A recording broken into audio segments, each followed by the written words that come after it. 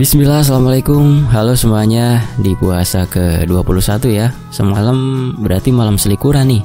Ya, hari ini Jumat 21 Maret saya akan membacakan sebuah kisah dari Om Ras dari tanah Kalimantan. Berburu madu hutan Kalimantan. Satu teman kami sampai mengalami mati suri. Kisah ini terjadi pada bulan Januari sekitar tahun 1995. Dan ini dia selengkapnya di Fakta Sejarah. Selamat menyimak.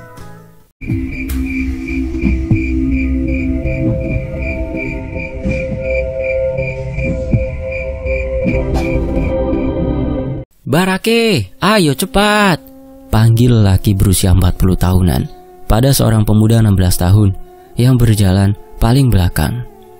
Kakiku ini sakit ya, jawab pemuda itu seraya memperlihatkan kakinya yang berdarah pada ayahnya. Kenapa lagi kakimu bisa sampai seperti itu, Bud? Tanya ayahnya. Luka, tadi jatuh kena mata parang. Ayahnya tampak mengerutkan alis setelah mendengar jawaban si anak. Bagaimana ceritanya bisa kena mata parang? Padahal parang milikmu itu berada di dalam sarungnya. Budi tak menjawab. Ia tak berani mengatakan kejadian yang sebenarnya pada sang ayah, karena ia tahu kalau ia jujur, ia pasti akan dimarahi. Sebab tadi ia menebas pohon-pohon kecil di sepanjang perjalanan, dan dari situlah secara tidak sengaja ia mendapatkan lukanya. Sementara itu, ayahnya berteriak memanggil teman-temannya yang sudah duluan. Wah! Sautan terdengar dari depan. Barake, ayo cepat, kita susul mereka, ajak sang ayah pada Budi yang tampak meringis menahan sakit pada kakinya. Singkatnya, Budi dan sang ayah bertemu kembali dengan teman-teman mereka. Rupanya, teman-teman Budi dan ayahnya yang berjumlah 4 orang itu sedang mengambil umbut jiwa yang ada di sekitar tempat itu. Saat ayahnya ikut mengambil umbut jiwa bersama yang lain, Budi hanya duduk menunggu sambil memperhatikan kakinya yang terluka. Setelah mendapatkan cukup banyak umbut, mereka pun kembali melanjutkan perjalanan untuk mencari madu hutan. Setelah menempuh perjalanan yang cukup jauh dari lokasi umbut tadi, tibalah mereka di bawah sebuah pohon yang sangat besar dan tinggi. Itu dia yang kubilang, nah, ujar Amang Bahran menunjuk ke atas pohon. Otomatis mata teman-temannya ikut melihat ke arah yang ditunjuk oleh Amang Bahran. Terlihatlah sarang lebah hutan yang besar-besar di setiap dahan pohon itu. Akai, banyak sekali, ujar mereka bersamaan. Kita santai dulu sambil memikirkan strategi untuk naiknya, karena pohon ini sangat tinggi dan sarangnya juga banyak sekali, ujar Amang Tomit. Kamu bisa naik ke atas, Bud, bisik ayahnya. Budi menengadahkan kepalanya menatap sarang lebah di atas pohon, lalu kemudian menunduk untuk melihat lukanya. Bisa, Pak, kalau demi uang, sakit sedikit, tidak apa-apa, ujar Budi. Ayahnya mengangguk. Bagus, Bud. Setelah mengatur persiapan, 3 orang yang ditugaskan untuk naik ke atas pohon pun mulai naik satu persatu. Jangan sampai daun yang kamu gigit itu terlepas. Ingat, jangan membuka mulut, pesan ayahnya pada Budi. Budi mengangguk. Ia yang sudah beberapa kali ikut panen madu hutan bersama ayahnya, tentu sudah hafal dengan apa yang boleh dilakukan dan yang tidak boleh dilakukan selama proses panen madu tersebut. Salah satu syarat yang wajib dituruti ialah, seperti yang ayahnya katakan tadi, syarat itu bertujuan agar mereka tidak digigit lebah. Jadi sebelum naik, mereka akan diberikan daun yang sudah didoakan agar lebah tidak menggigit mereka, walaupun mereka hanya mengenakan pakaian biasa dan memegang sarang lebah madu dengan tangan telanjang. Sarang lebah madu yang mereka dapatkan sangat banyak, dan setelah madu habis terjual, masing-masing orang mendapatkan bagiannya. Setelah mendapatkan bagiannya, Budi langsung pulang ke rumah. Ia memberikan sebagian uangnya untuk sang ibu. Kakimu bagaimana, Bud? Tanya ibunya seraya menerima uang yang Budi berikan. Sudah agak mendingan, Mah, jawab Budi. Kamu mau kemana lagi, Bud? Mau main sama teman-teman, Mah? Umah, ya, sama dengan ibu ya. Bacaan bukan mama atau mamah, tapi dibacanya lebih mirip seperti emak. Mah, begitu. pulangnya jangan malam-malam ya Bud. Iya mak. Sore harinya saat Budi baru sampai rumah, ia mendengar kedua orang tuanya sedang mengobrol. Iya, seperti itu, mereka tetap mau ikut, kata ayahnya. Siapa yang mau ikut pak? Tanya Budi lalu ikut duduk di dekat sang ayah. Orang-orang dari kota yang membeli madu ini Bud. Katanya nanti mereka mau ikut ke hutan. Padahal sudah kami jelaskan kalau medannya jalannya itu sulit, tapi mereka tetap mau ikut. Wah, apa tidak bahaya pak membawa orang-orang kota itu ke hutan? Tanya Budi. Ya itulah yang kami pikirkan. Tapi mau bagaimana lagi kalau mereka memang maunya seperti itu? Budi mengangguk. Jadi kapan rencananya kita pergi? Tanya Budi. Lusa. Budi kembali mengangguk. Lalu setelah itu ia beranjak dan berjalan ke arah kamarnya. Singkat cerita, pada hari yang sudah ditentukan, mereka pun sudah berkumpul di rumah Amang Bahran. 3 orang kota yang akan ikut dalam perburuan madu hutan pun sudah berada di sana, lengkap dengan 3 tas besar di punggung mereka. Rombongan mereka saat itu terdiri dari Amang Bahran, Amang Tomit, Amang Jejek. Beliau ini bisu ya, Amang Jejek, namun sangat mahir memanjat pohon. Lalu ada ayah Budi, Budi sendiri, dan ketiga orang kota itu. Ya sebut saja ketiga orang itu Benny, Anton, dan si pendiam Roy. Kalian tidak membawa persediaan makanan? Tanya Benny, si orang kota. Ada, ini dalam luntung, jawab Budi. Oh, apa tidak apa-apa kita membawa anak kecil? Tanya salah seorang lagi yang bernama Anton sambil menunjuk ke arah Budi. Budi ini merupakan salah satu pemanjat terbaik kami. Kemampuannya dalam memanjat pohon tinggi sudah tidak perlu diragukan lagi, ujar Amang Bahran. Ketiga orang itu mengangguk. Sementara Budi tampak kesal karena dianggap anak kecil oleh orang-orang kota tersebut. Baiklah, berhubung perjalanan kali ini lumayan jauh, jadi kurasa kita berangkat sekarang saja, ujar Amang Bahran. Perjalanan pun dimulai. Budi dan ayahnya berada di belakang, sementara Amang Bahran berjalan paling depan sebagai pemimpin jalan. Sepanjang perjalanan itu, entah kenapa Budi merasa seperti ada yang mengikuti mereka, dan ia juga merasa seperti sedang diperhatikan. Namun ketika ia mengedarkan pandangan ke sekeliling, tidak ada apapun di sana selain orang-orang yang berburu madu bersamanya. Pak, panggil Budi. Kenapa Bud? Tanya sang ayah. Pak, aku merasa. Shh, kamu tahu pantangan saat berada di hutan kan Bud? Potong ayahnya cepat. Budi terdiam. Ia tak berani lagi untuk mengatakan apa yang ia rasakan. Budi hanya bisa berdoa, semoga perjalanan kali ini lancar dan mereka bisa pulang ke rumah dengan selamat, juga membawa hasil yang banyak. Brak, buk, aduh, jerit Anton setelah terjatuh. Gelak tawa kedua temannya terdengar. Mereka menganggap jatuhnya Anton adalah hal yang sangat lucu. Jangan tertawa berlebihan, ini di hutan, bukan di rumah, ujar Amang Tomit mengingatkan. Tawa mereka pun seketika berhenti. Hari sudah sore, namun mereka belum juga menemukan pohon yang mereka cari.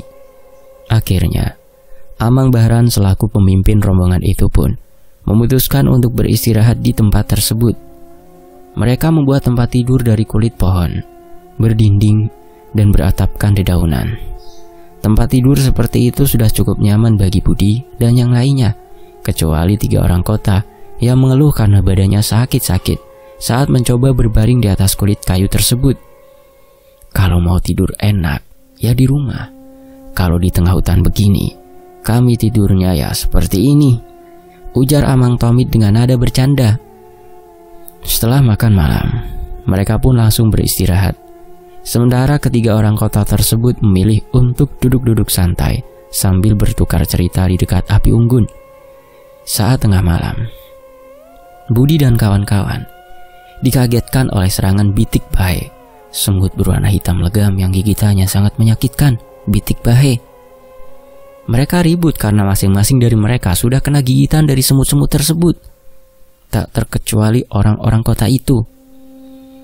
Setelah mengusir semut-semut itu dengan api, Amang Bahran langsung menginterogasi semua orang.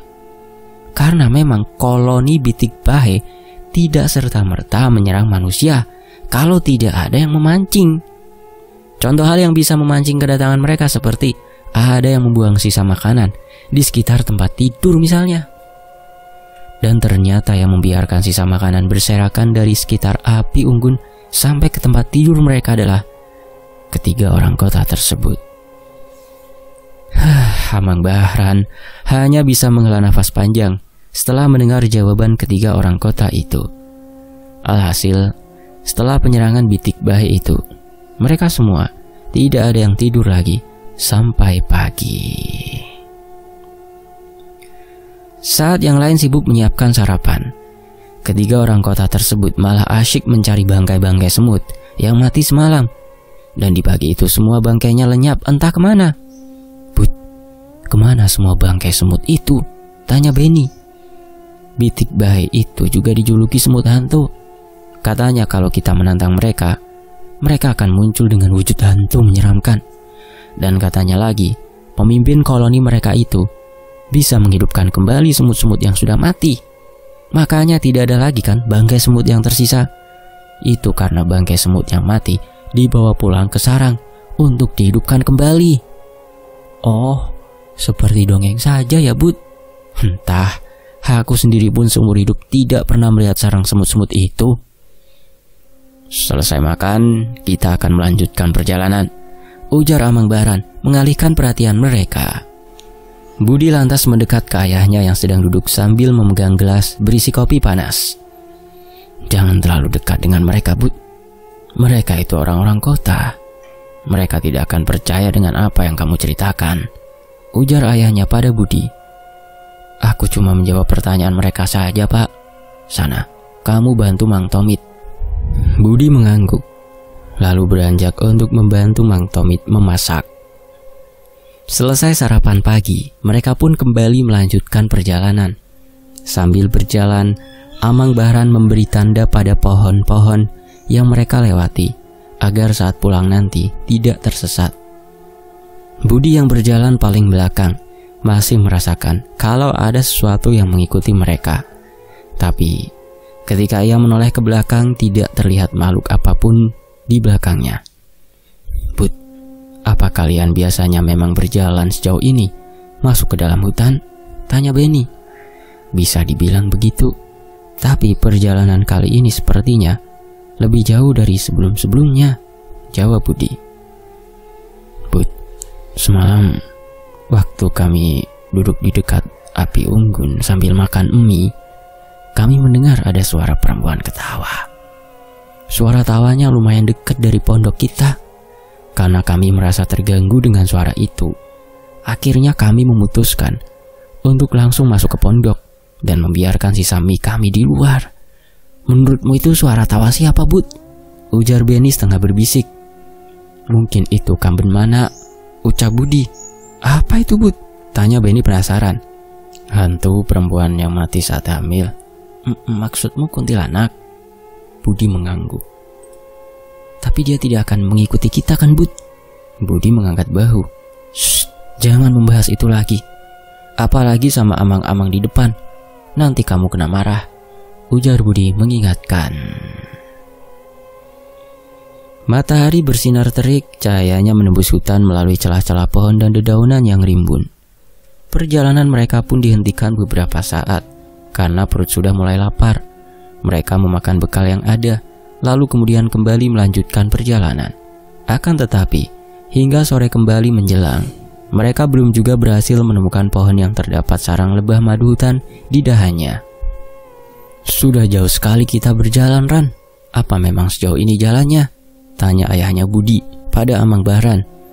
Harusnya kita sudah sampai, tapi entah kenapa pohon itu tidak seperti terlihat, ujar Amang Bahran sambil melihat ke sekelilingnya. Di antara kita tidak ada yang melanggar pantangan kan? Tanya Amang Tomit tiba-tiba. Mereka dengan cepat menggeleng. Ini aneh, karena tidak biasanya kita dikerjai seperti ini, ujar Amang Tomit lagi. Sudahlah, Jangan beranggapan seperti itu. Mungkin saja memang Bahran yang lupa. Lagi pula ini kan hutan, jadi wajar saja kalau bisa salah arah, ujar ayahnya Budi. Lalu sekarang kita harus kemana? Sementara persediaan makanan kita hanya cukup untuk 2 hari lagi, tanya Amang Tomit. Begini saja Mang, aku akan memanjat pohon, dan dari atas aku bisa melihat pohon mana yang paling tinggi. Lalu setelah aku turun, kita pergi menuju ke pohon itu, ujar Budi seraya menatap Mang Tomit dan ayahnya bergantian. Ayahnya mengangguk. Lalu Budi pun bersiap-siap untuk memanjat naik ke atas pohon. Dari atas pohon itu, Budi bisa melihat ada sebuah pohon yang sangat tinggi. Pohon yang biasanya digunakan lebah sebagai tempat untuk membuat sarang. Setelah mengetahui titik lokasi pohon itu, Budi lantas turun dan memberitahu ayahnya ke arah mana mereka harus pergi. Namun, karena sebentar lagi malam hari, Amang Bahran memutuskan untuk beristirahat lebih dulu. Tapi Amang Tomit dan yang lainnya memaksa untuk tetap melanjutkan perjalanan dengan perbekalan yang menipis sebagai alasannya. Akhirnya mau tak mau, Amang Bahran pun terpaksa mengikuti kemauan rekan-rekannya tersebut. Dengan Budi dan ayahnya yang kali ini berjalan di depan, Budi tidak lagi merasakan takut. Berjam-jam mereka berjalan, dan gelapnya hutan memaksa mereka mengandalkan senter untuk melanjutkan perjalanan. Aduh! Jeritan dari belakang terdengar. Rupanya Anton terjatuh lagi setelah kakinya tersandung akar pohon. Namun berbeda dari sebelum-sebelumnya, kali ini teman-temannya sama sekali tidak ada yang menertawakan. Mungkin efek kelelahan dan takut, jadi mereka tidak lagi menertawakan Anton. Mereka beristirahat sebentar untuk menenangkan Anton yang tampak sangat kesakitan itu. Apa aku bilang? Harusnya kita melanjutkan perjalanan ini besok pagi saja, ujar Amang Bahran dengan nada emosi. Bahran benar. Sekarang kita istirahat di sini saja. Besok pagi baru kita lanjut, ujar ayahnya Budi. Karena malam sudah larut, alhasil mereka pun terpaksa beristirahat seadanya dengan dedaunan sebagai alas, tanpa dinding maupun atap. Kata Budi, andai saat itu ada binatang buas yang menyerang mereka, mungkin mereka sudah habis dimakan. Untung saja Tuhan masih melindungi mereka. Budi terlelap dengan cepat, mendahului rekan-rekan pemburu madunya. Tapi rasanya, baru sebentar memejamkan mata, tiba-tiba terdengar suara-suara orang panik dari sebelahnya. Dengan enggan Budi membuka matanya. Ia melihat Amang Tomit, Amang Bahran, dan yang lain sudah mengelilingi Anton. Budi bergegas bangkit dan melihat apa yang terjadi pada salah satu orang kota itu. Tubuh Anton terlihat sudah berkeringat, matanya melotot, dan anggota tubuhnya seperti kaku. Ada apa ini, Pak? Dia kenapa, Pak? Tanya Budi penasaran. Ayahnya tak menjawab. Sementara itu Amang Bahran lantas menempelkan telapak tangannya pada kepala Anton. Allahu la ilaha illa huwal hayyul qayyum, la ta'khudhuhu sinatun wa la nawm, lahu ma fis samawati wa ma fil ardh, man dzalladzi yashfa'u 'indahu illa bi'idhnihi, ya'lamu ma baina aydihim wa ma khalfahum, wa la yuhituna bi syai'in min 'ilmihi illa bima syaa, wasi'a kursiyyus samawati wal ardh, wa la ya'uduhu hifdhuhuma wa huwal 'aliyyul 'azim. Seketika tubuh Anton yang tadinya kaku kini malah menggelepar-gelepar, persis seperti ikan kekurangan air. Anton mengalami kejang hebat. Dari mulutnya keluar air liur yang sangat banyak. Lalu tidak lama setelahnya, tubuh Anton yang sebelumnya kejang itu tiba-tiba berhenti bergerak. Budi yang melihat kejadian itu sangat kebingungan. Ia juga tiba-tiba merasakan takut yang teramat sangat. Apalagi ketika Benny dan Roy berusaha untuk membangun Anton. Namun meski cukup lama Benny dan juga Roy berusaha, Anton sama sekali tidak merespon. Perut dan dadanya pun tidak terlihat turun naik. Tidak ada gerakan seperti orang yang masih bernafas. Menyadari kalau Anton tidak hanya sekedar pingsan, Amang Tomit lantas mengecek nafas Anton. Tapi setelah beberapa kali mengecek, Amang Tomit menggeleng. ayahnya Budi langsung turun tangan untuk mengecek denyut nadi Anton. Bahkan ayahnya Budi sampai menempelkan telinganya pada dada Anton untuk memastikan jantung lelaki itu masih berdetak. Namun ia tidak menemukan denyut nadi dan ia juga tidak mendengar detak jantung lelaki itu sama sekali.